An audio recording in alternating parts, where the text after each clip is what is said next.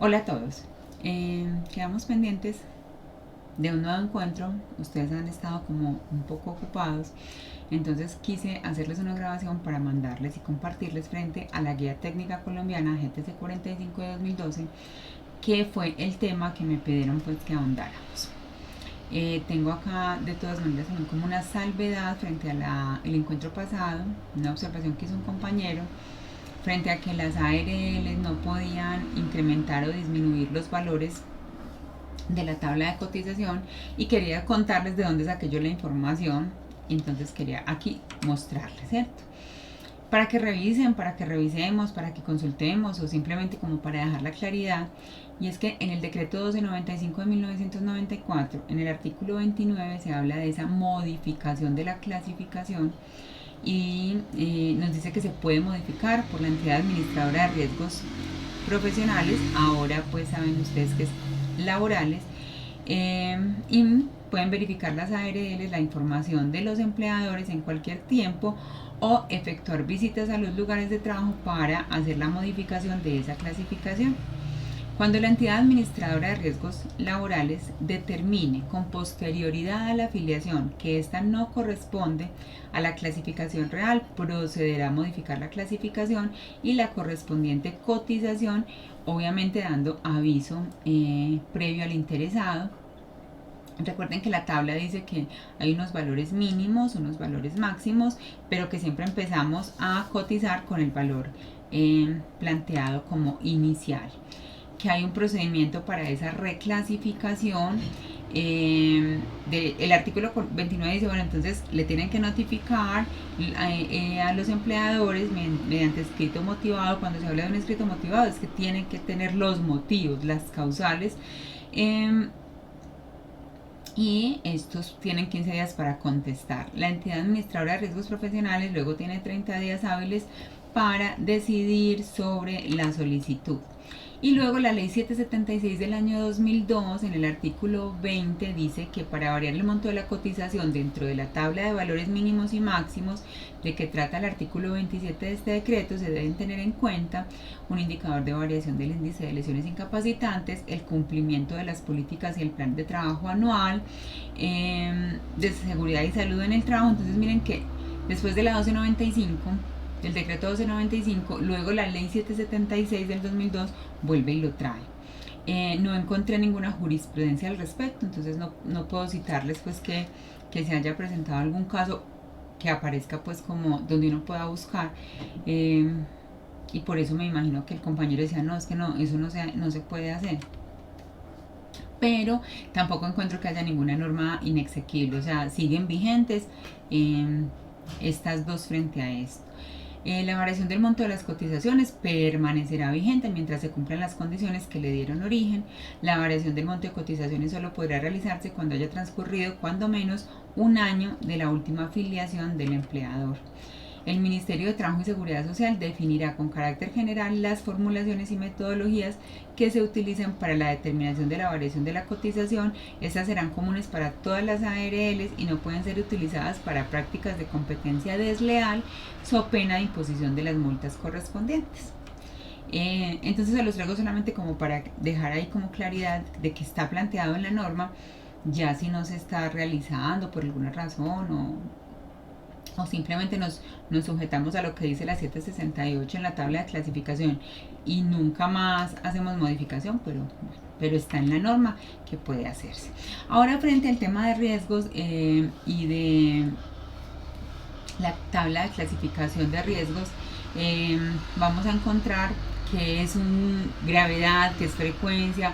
O sea, para esa evaluación técnica de los riesgos tenemos que tener algunas definiciones. La gravedad es el nivel del daño, la frecuencia es la cantidad de accidentes que ocurran en un periodo determinado de tiempo. La guía técnica colombiana nos permite entonces darnos como una herramienta para identificación de peligros y valoración de los riesgos, pero que nosotros podemos tener cualquier guía, o sea, si queremos hacer una propia, si queremos adaptar o adoptar otra que nos ofrezca el ministerio, pues se puede hacer, pero con la que más he trabajado es la Guía Técnica Colombiana 45.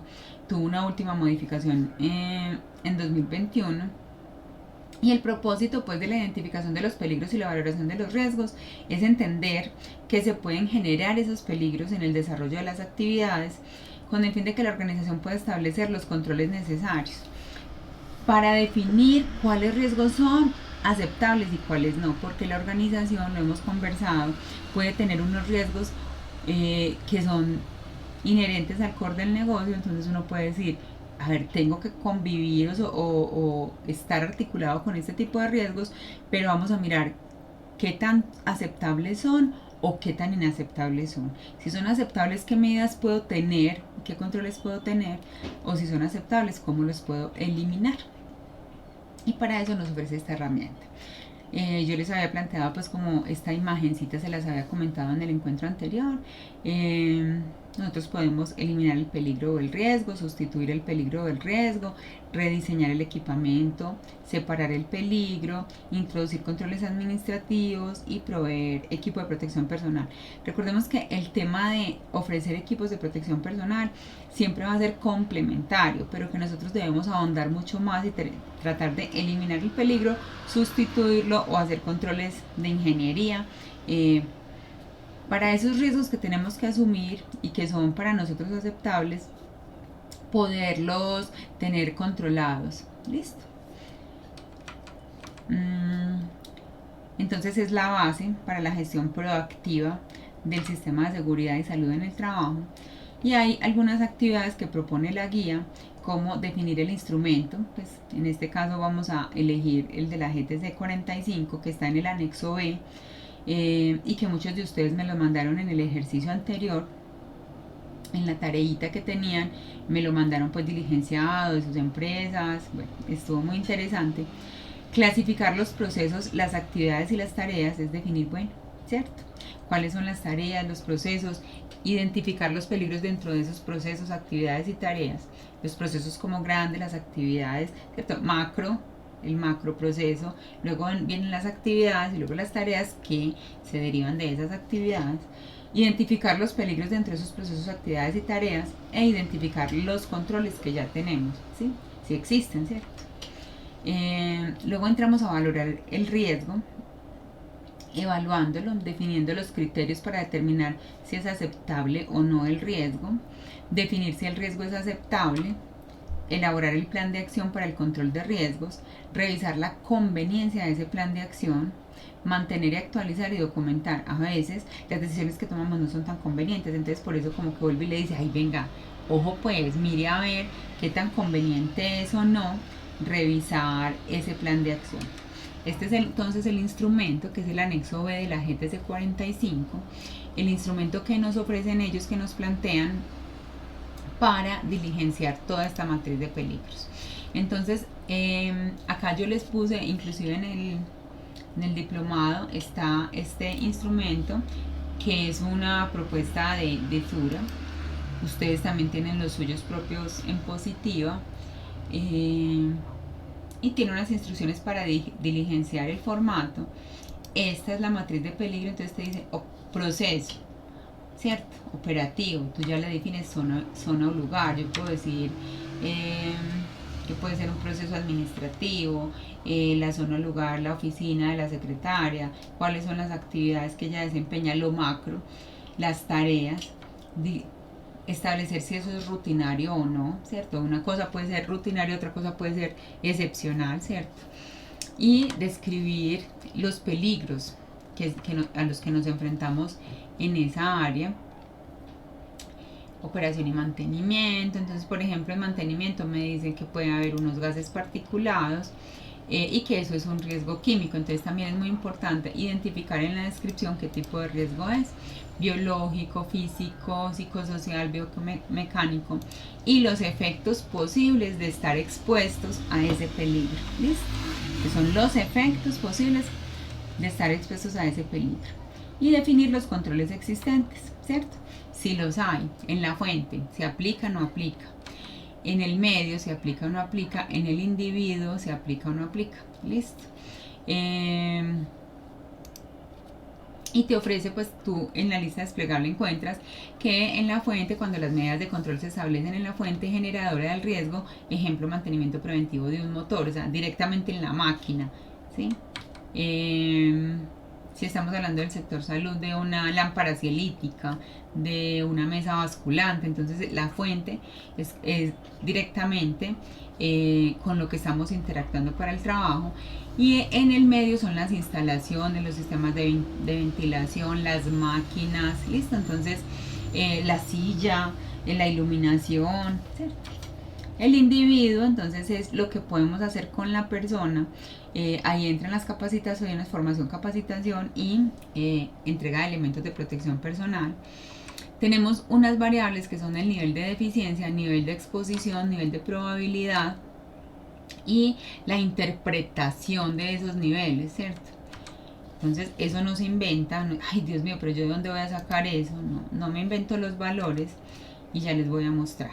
Entonces recuerden que en los procesos clasificamos las áreas geográficas, las etapas en el proceso de producción, porque los procesos pueden estar subdivididos. Si el trabajo es un planificado reactivo, lo que decíamos también, si es rutinario o no es rutinario, las tareas específicas, y si estas tareas están por fases, definirlas también, dejarlo por escrito. Y si las tareas son propias o subcontratadas, eso también es súper importante, porque todo lo que es subcontratado también lo tenemos que tener en cuenta, todo lo que son outsourcing. En esa identificación de peligros es importante como pensar o plantear estas preguntas: si existe una situación que pueda o no generar daño. Yo les hablaba en algún momento de un cable entre una oficina y otra que está sobre el piso, así tenga señalización. Entonces, ¿existe una situación que pueda generar daño? Claro, el cable que está ahí, así tenga señalización. ¿Quién o qué puede sufrir daño? En este caso, las personas que circulan por esa área. ¿Cómo puede ocurrir el daño? A través de una caída, ¿cierto? No me fijo, pum, me tropiezo y caigo. ¿Y cuándo puede ocurrir el daño? En cualquier momento, ¿cierto? Habíamos visto entonces que establecemos la lista de peligros. También hay un video en YouTube frente a esto sobre el biológico, físico, químico, como para reconocerlos. Recuerden que el derecho, la normatividad, las leyes van a la saga, van detrás de los hechos, ¿cierto? Entonces, hemos visto cómo el riesgo psicosocial se ha tenido más en cuenta, ¿sí? Porque las dinámicas sociales van cambiando. Entonces, vamos considerando y vamos legislando detrás de las cosas que van ocurriendo, ¿listo? Entonces, como para que sepamos que por eso el derecho siempre va tarde, va detrás de los hechos. Consideramos entonces los efectos posibles, clasificamos el daño, la categoría, si es frente a salud, si es frente a seguridad, si el daño es leve, moderado o extremo. Y hay unos tips. Entonces, daño leve, molestia o irritación, y unos ejemplos. O el daño es moderado cuando las enfermedades que causan dan incapacidad temporal, pero el daño va a ser extremo cuando las enfermedades son agudas o crónicas y generan una incapacidad permanente, parcial, invalidez o la muerte. Entonces, también basados en esos efectos, nosotros podemos entrar a definir qué tan grave es el daño, ¿cierto? Para poder valorar ese riesgo. Si también valoramos si son suficientes o no los controles, la definición de los criterios de aceptabilidad del riesgo y la decisión de si son aceptables o no con base en los criterios definidos. Esa evaluación del riesgo, que también se las mostraba acá en el Excel, ¿cierto? La evaluación del riesgo es todo esto me define la evaluación del riesgo: el nivel de deficiencia, exposición, las variables de interpretación, traen unos porcentajes para luego decir si el riesgo es aceptable o no, ¿cierto? Nos dicen acá, ¿cierto? Nivel de probabilidad, nivel de consecuencia, nivel de riesgo. Entonces nosotros acá, como esto ya está parametrizado, tiene las formulitas, no es sino ir digitando los valores, y esto solito, miren que me traen los porcentajes. Si yo pongo acá que 6, por ejemplo, entonces esto me va a variar el nivel de riesgo, ¿cierto? Listo, entonces yo ya les voy a mostrar que, por ejemplo, acá tengo un ejercicio donde el nivel de riesgo me dio 450 ¿Y cómo llegué a ese 450? Pues definiendo el nivel de consecuencia, el nivel de probabilidad, el nivel de exposición, el nivel de deficiencia, y que eso no me lo invento, sino que son también anexos de la GTC, y me pueden decir, por ejemplo, el nivel de deficiencia, si es muy alto, yo voy a poner 10, si es alto pongo 6, si es medio pongo 2, y si es bajo no pongo nada, ¿cierto? Entonces no me lo invento, sino que son esas variables 2, 6, 10, y me dan unos significados para que yo tenga una aproximación de lo que estoy valorando como alto, medio o muy alto. ¿Listo? Y que si es bajo, en este punto no pongo nada. Listo. Nivel de exposición también trae otros valores, mire que son diferentes. En este caso me habla de que si es continua 4, frecuente 3, ocasional 2 o esporádica 1, y me dan los significados. Es muy importante porque eso nos ayuda a nosotros como a enmarcar en dónde estoy ubicada. El nivel de consecuencias, entonces también me va a decir si es mortal o catastrófico, ponga 100, si es muy grave 60, si es grave 25, y si es leve ponga 10. ¿Listo? Eso me va a dar unos valores que me dicen el nivel del riesgo y la intervención. Entonces acá digo, bueno, entonces en este ejercicio tenía estos valores, mire que esto se suma solito y me va dando los resultados. Aquí por ejemplo medio alto, por acá había anteriormente otro valor, nivel de deficiencia puede ser 2, 6, ¿cierto? Entonces mire que aquí si le pongo nivel de deficiencia 2 me va a dar bajo, pero si le pongo nivel de deficiencia 6, medio alto. Si le pongo nivel de deficiencia 10, más alto todavía. Y entonces eso todo va cambiando estos valores. Entonces por eso es muy chévere la tablita, porque eso ya está predeterminado. Entonces mire que aquí yo lo moví y aquí ya me dio pues que era aceptable. Entonces es como para que ustedes sepan entonces, en dónde estoy, y que eso me arroja unas variables como si es aceptable, no aceptable, los números de expuestos, el número de personal expuesto también es muy importante, porque entonces no es lo mismo exponer a 1 que exponer a 50, ¿listo? Y cuáles serán esas medidas de intervención, ¿listo? Entonces, para que veamos de dónde sale la información, yo tengo entonces que son el nivel de riesgo 1, 2, 3 y 4, y eso me da de 20 hasta 20, entonces ya yo subo de 40 a 120, de 150 a 500, de 600 a 4000, son como los rangos que me dan, y ya me indican con los significados en qué situación estoy, si es crítica o si puedo corregir y adoptar medidas de control, o si debo mejorar si es posible, sería conveniente justificar la intervención y su rentabilidad, porque hay unas cosas que también pueden ser súper costosas. Yo no puedo decir, ay, no, cambiemos todas las máquinas, porque eso pues la relación costo-beneficio. Entonces por eso hay que tomar medidas de acuerdo también a las capacidades, pero habrán unos riesgos que ya me dieron en 4000 y que sí o sí yo tengo que corregir. Si el peligro está asociado con la muerte, yo no tengo opción, yo tengo que cambiar, yo tengo que modificar la estrategia, porque el riesgo es inaceptable. Listo, para que lo tengamos pues como en cuenta. Nosotros debemos, para establecer controles, elaborar el plan de acción, definir el número de trabajadores, evitar siempre la peor consecuencia. La peor consecuencia es una lesión incapacitante y la muerte. Revisar si existe requisito legal asociado a esa tarea, para también buscar como la normatividad, porque también nos va a ayudar a tener herramientas. Recuerden que vamos a determinar si tenemos los controles existentes en la fuente y en el medio, y que vamos a tener que hacer una revisión constante al sistema. ¿Listo? Entonces esto era lo que les quería contar frente a la herramienta, que quedó acá muy chévere, y que tengo unas medidas de intervención que ya las vimos: eliminación, sustitución, control de ingeniería, controles administrativos y equipos y elementos de protección personal.